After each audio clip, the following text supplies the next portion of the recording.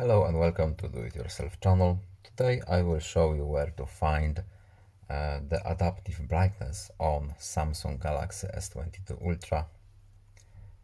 To turn off our adaptive brightness, we have to go to the settings.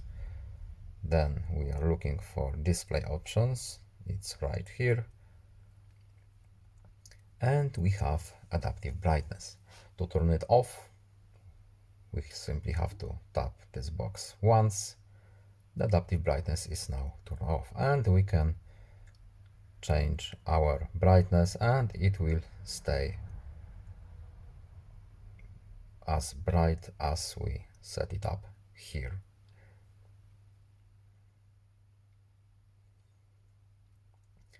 Automatic brightness is turned off. And that was it. I hope this video was helpful to you. Please leave a like and subscribe. Have a nice day and see you in the next video. Goodbye.